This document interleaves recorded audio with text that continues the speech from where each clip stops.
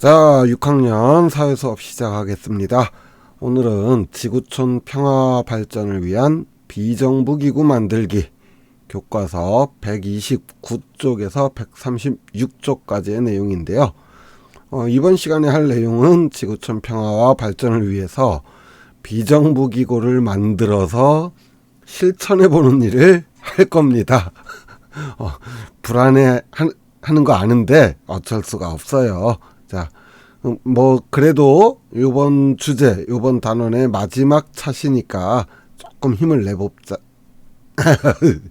선생님도 말이 꼬이네요.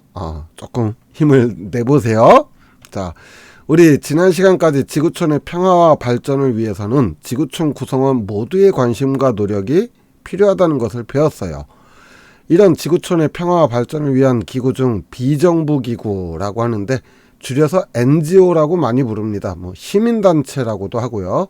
이런 NGO는 정부나 국가로부터 독립적으로 활동을 하고 또한 돈을 벌기 위한 사업을 추진하는 것이 아니라 최소한의 사업비를 마련하기 위한 영리사업 외에는 애초에 돈을 버는 데 관심이 있는 조직이 아니에요.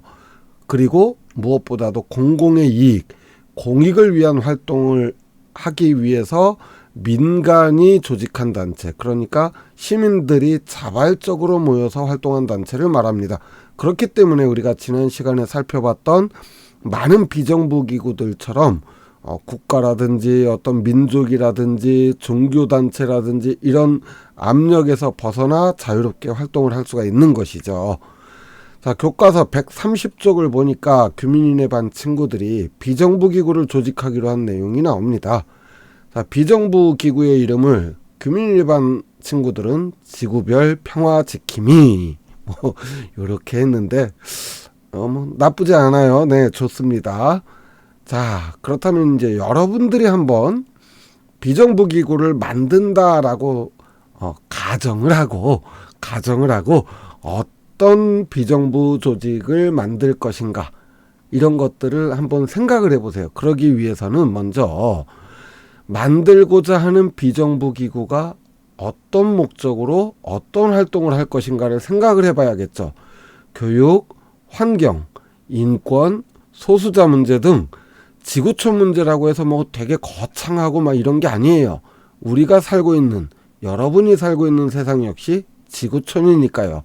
문제의식을 가지고 비정부 기구를 만들어서, 그러니까 쉽게 말해서 여러 명이 같은 뜻을 가진 사람들이 모여서 해결하고 싶은 문제를 생각을 해보면 그것이 비정부 기구의 목적이 되겠죠.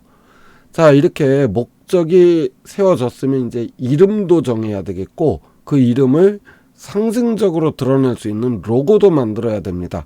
자, 교과서를 조금 넘어가서 132쪽을 한번 볼게요. 자, 다양한 비정부 기구의 로고가 보이는데 선생님이 한번 소개를 해줘 볼게요. 자, 국제 앰네스티라고 하는 단체는 차별이나 억압을 없애고 세상의 모든 부당함에 맞선다는 가치 아래에서 활동을 하고 있어요. 그래서 국제 앰네스티의 이 촛불 모양의 로고는 세상의 어둠을 탓하기 전에 한 자루에 초를 들어서 빛을 밝혀 어둠을 몰아낸다는 의미를 담고 있습니다. 자, 귀여운 판다 그림을 로고로 하는 비정부 기구는 세계 자연기금입니다. 세계 자연기금이라고 하는 비정부 기구의 로고인데요. 지구환경보호 및 생물 다양성 보존을 위한 활동을 하는 단체라서 저렇게 귀여운 판다곰 모습으로 나타냈습니다. 자, 그 밑에 세 번째 로고는 아마 여러분들 많이 봐왔던 로고이기도 할 거예요. 어떤 로고인지 혹시 아시나요? 아동 권리의 실현을 위해서 활동하는 단체인데 바로 Save the Children이라고 하는 비정부 기구의 로고입니다. 어린이가 당당하게 스스로 일어서는 모습을 표현했다고 하네요. 여러분들이 비정부 기구를 만든다면 어떤 로고를 만들지 간단하게 한번 그려보세요. 물론 활동이나 의미를 충분히 나타낼 수 있도록, 그러면서도 상징적이고 단순하면서 이렇게 참 쉽고 간단하게 한번 만들어 보세요. 칸이 크지도 않잖아요. 작게 한번 만들어 보세요. 자, 선생님이 학습지 준비해 줬으니까 활동 목적, 비정부기구의 이름, 그 다음에 로고를 그려보고 로고의 의미를 그 옆에 간단하게 설명을 해보면 좋겠습니다. 자, 그 다음에 다시 이제 교과서로 넘어가서 131쪽에 규민인의 반 비정부기구 지구별 환경지킴이라고 하는 비정부기구의 활동계획서를 한번 볼게요. 자료조사와 사진 촬영, 비슷한 활동을 하는 단체를 조사하고 바탕화면용 이미지를 만들어서 알리기, 아주 좋은 활동이에요. 캠페인 등으로 역할을 나눠서 인터넷을 이용해서 홍보하고 교내 캠페인을 주요 활동 내용으로 삼았습니다. 많은 무언가 거창하고 대단한 활동하지 않아도 좋아요. 여러분 스스로 할 수 있는 활동을 찾아 목적에 맞게 한다면 되는 겁니다. 자, 교과서 133쪽, 134쪽에는 비정부기구 활동을 계획에 따라 실천하는 여러 가지 사례들이 나와요.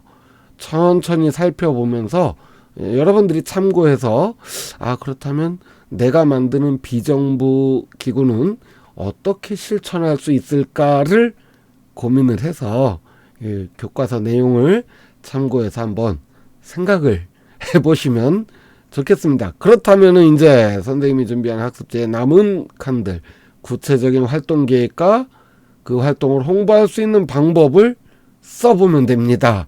자, 아주 간단한 활동 계획서예요. 이 정도는 금방 할 수 있겠죠. 조금 귀찮을 수도 있겠지만 칸이 크지도 않잖아요. 선생님 작게 만들어줬잖아요.